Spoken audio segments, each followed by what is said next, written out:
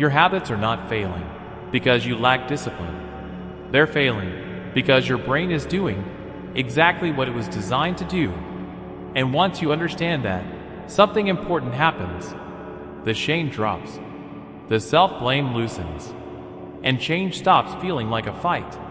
Right now, your nervous system is not optimizing for success, focus, or growth. It's optimizing for familiarity and energy efficiency. That's why trying harder feels exhausting. That's why motivation fades. That's why the same patterns keep looping, even when you know better. Here's the part most people never hear. Your brain does not care if you succeed. It doesn't care if you're disciplined. It doesn't care if you're wealthy. It doesn't care if you're calm, focused, or fulfilled. It has one priority: survival at the lowest possible energy cost. That's it. And until you see this clearly, every attempt at change will feel like you're fighting yourself. Because in a way, you are. Here's a number that should stop you for a second.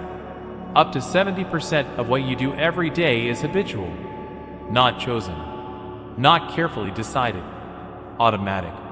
Which means most of your life is not being directed by intention. It's being executed by patterns your brain learned long ago. Patterns you didn't consciously choose. Patterns that once made sense. Patterns your brain still runs because they're efficient. This is where people misunderstand effort. You're not failing because you're weak. You're exhausted because you're trying to override automation with willpower. And willpower was never meant to compete with systems that run on autopilot. Here's the rule that changes everything. Behavior follows wiring, not intention, not motivation. Say that again internally. Because if you miss this, everything else sounds like advice. And this isn't advice. For years, personal development pushed one message. If you want it badly enough, you'll do it. That sounds inspiring. It's also neurologically false. Trying harder activates the thinking brain, the part that plans, reasons, and decides. But habits don't live there. They live deeper, in procedural memory circuits, the systems responsible for automatic action. That's why you can know what's good for you and still not do it. Your thinking brain understands. Your habit brain doesn't care. Trying to fix habits with motivation is like trying to reprogram a factory by giving a speech to the workers. Nothing changes. In controlled behavioral experiments, the same pattern shows up again and again. When people rely on conscious effort alone, follow-through collapses under stress, fatigue, or distraction. But when behaviors are encoded as procedural sequences, performance stays stable, even when motivation is low. Translation? The nervous system decides before you do. And once you understand that, you stop asking, "Why am I like this?" and start asking the only question that matters. How do I rewire the system that's already deciding for me? Your brain stores memory in two very different systems.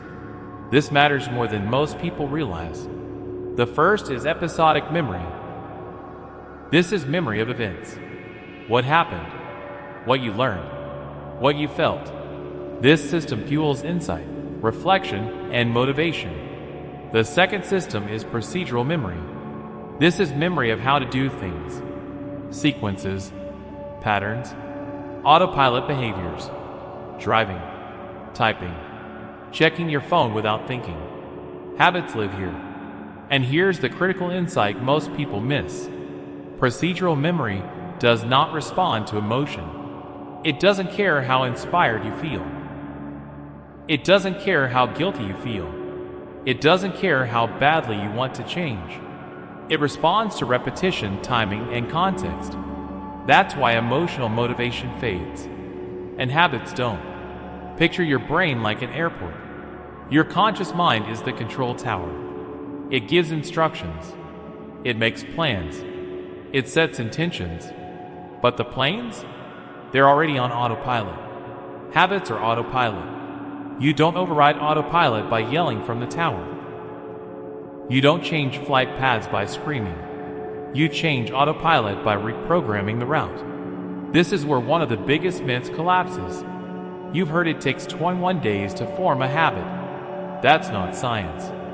Large-scale habit studies show the same habit can take anywhere from 18 days to over 250 days. Same habit, different nervous systems. Why? Because nervous systems adapt at different speeds. This is biology, not character, not discipline, not worthiness. But when people fail, they don't think, "My brain needs more repetitions." They think, "I'm broken." That belief quietly does more damage than the habit ever did. At this point, a voice in your head might be saying, "This sounds logical, but I've tried before." That voice is not intuition. It's conditioning. It's your brain protecting familiarity, not truth. That resistance you feel right before doing something beneficial? That's not laziness. That's limbic friction. Your limbic system is wired to resist uncertainty and effort. To your brain, change equals risk, even positive change.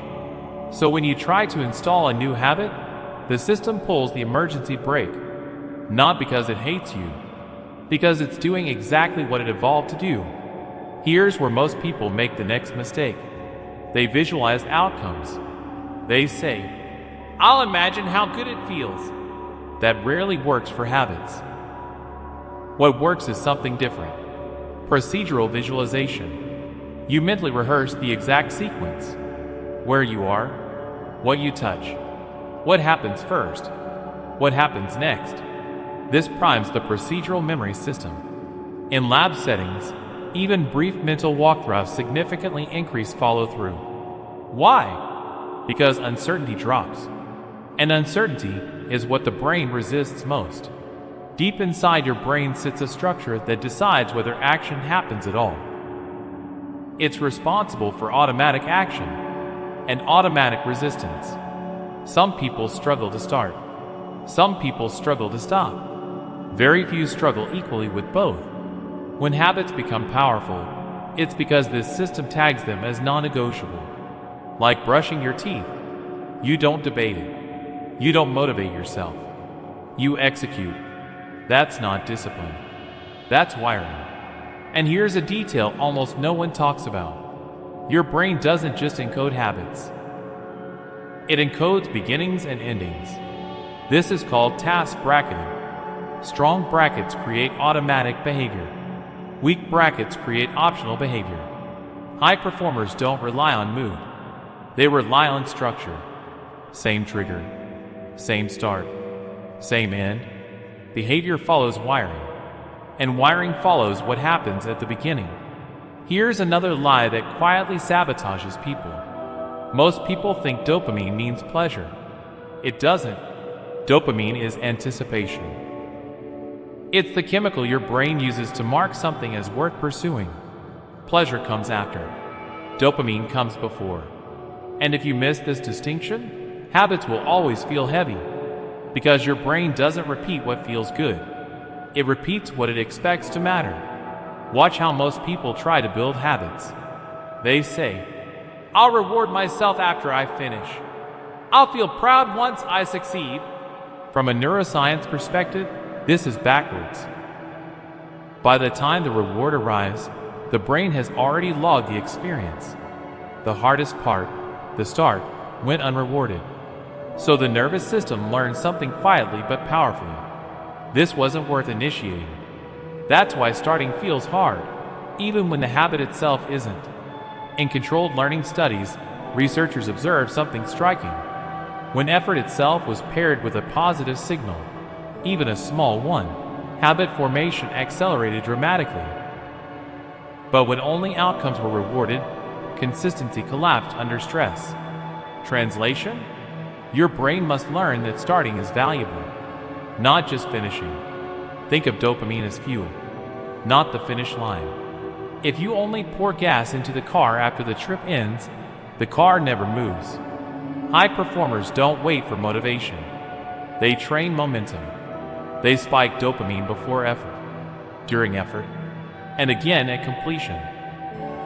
This is why some people look consistent even when they're tired. Their nervous system already expects reward. The decision to act was made chemically. Before thought, before emotion, before debate, the nervous system decides before you do. And once you see that, you stop moralizing behavior. You stop calling it laziness. You stop calling it weakness. You start working with mechanics. Now we need to talk about the moment where most habits collapse. Stress. Because this is where motivation completely fails. Stress is not one thing. There are two radically different stress states, and confusing them keeps people stuck for years. The first is overactivation, anxiety, agitation, racing thoughts, impulsivity. The second is underactivation, fatigue, overwhelm, shutdown, apathy. Most people try to fix both the same way. They say, "I need to calm my mind." That's like trying to stop a fire by yelling at it. The mind is downstream from the body. You don't regulate stress cognitively first. You regulate it physiologically. This isn't mindset. This is mechanics. Here's a non-negotiable biological fact. Your breathing directly controls your heart rate. When you inhale, heart rate increases and alertness rises. When you exhale, heart rate slows and calm increases. Longer inhales create more energy. Longer exhales create more calm. You can change your internal state in seconds. High performers don't wait to feel calm. They induce it. And if part of you is thinking, "This feels too simple to matter," that's your brain confusing simplicity with ineffectiveness. Complexity feels intelligent. Simplicity rewires behavior. Elite performers don't avoid stress. They train inside it. Cold exposure, breath holds, stillness under discomfort. These aren't toughness rituals. They train something specific. Top-down control. The ability of the thinking brain to stay steady while the body signals panic. And that skill transfers everywhere. Business pressure, emotional conflict, long-term decision-making, wealth-building patience. Calm is not a mood. It's a trained response. This matters because bad habits feel powerful for a reason. They are well-rehearsed sequences. They're efficient. They require little energy. And your brain loves efficiency. Breaking a habit is not about removing it. That's where most people fail. It's about interrupting the sequence. Most people try to stop bad habits before they happen. That's the hardest moment. Neuroscience shows the best moment is after.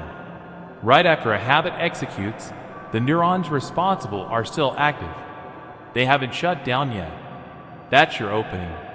Instead of guilt, instead of self-attack, you insert a new behavior immediately after. Not something dramatic, something small, something physical, something regulating. Stand up, drink water, take slow breaths, move your body. This creates a neural mismatch. Over time, awareness moves earlier, closer to the trigger, closer to the choice point. You didn't fight the habit, you redirected it. Bad habits aren't evil, they're grooves. And the deeper the rut, the harder it is to steer out. You don't destroy the road, you build a new path next to it, and stop using the old one. Eventually, grass grows back. Here's another trap that keeps people stuck. Self-criticism. Self-criticism strengthens bad habits. Shame increases stress. Stress increases impulsivity. Impulsivity reinforces the habit. It's a closed loop. High performers don't punish themselves emotionally. They correct mechanically. No drama. No identity collapse. Just adjustment. If you do nothing else, do this for one day. Visualize one habit step by step. Lock the start and the end. Reward effort, not outcome. Replace one bad habit immediately after it happens. Regulate your nervous system deliberately. One day, your brain will notice. And once the brain notices, change accelerates. But there's one layer deeper than habits. And this is where change either becomes permanent or collapses again. There's one final layer of change that sits deeper than habits, deeper than motivation, deeper than discipline, deeper than willpower. It's identity. Your brain does not obey goals. It obeys who it believes you are. If your nervous system carries the identity that you're inconsistent, that you always fall off, that you can't handle pressure, then every habit you attempt is swimming against the current. Because the brain's primary job is not self-improvement. It's self-consistency. Most people get this backward. They think, I'll become disciplined, then I'll act disciplined. Neuroscience shows the opposite. Identity updates after evidence. Every time you follow through, even briefly, your brain records proof. Not consciously, chemically, neural circuits begin predicting. Maybe this is who we are now. And that prediction reduces resistance next time. That's the quiet compounding effect. Consistency doesn't come from confidence. Confidence comes after consistency. In behavioral identity research, subjects who link small, repeated actions to self-labels like, I'm someone who shows up, demonstrated dramatically higher long-term follow-through than those focused on outcomes alone. Why? Because the brain protects identity more fiercely than reward. That's why this layer is permanent. Think of your brain like a courtroom. Every action is evidence. You don't win the case with one dramatic argument. You win with many small pieces of proof. Habits aren't about transformation. They're about accumulation. Now notice this pattern. The higher someone performs, the calmer they appear under pressure. That's not personality. That's nervous system training. They voluntarily expose themselves to discomfort, physical stress, mental strain, stillness when escape was available.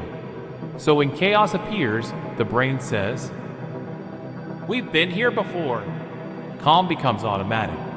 This connection is rarely explained. Stress narrows attention. Narrow attention shortens time horizons. Short time horizons produce impulsive decisions. And impulsive decisions destroy long-term success. Wealth, real wealth, requires patience, delay, strategic thinking, and emotional regulation. This is why calm is not self-care. It's a performance skill.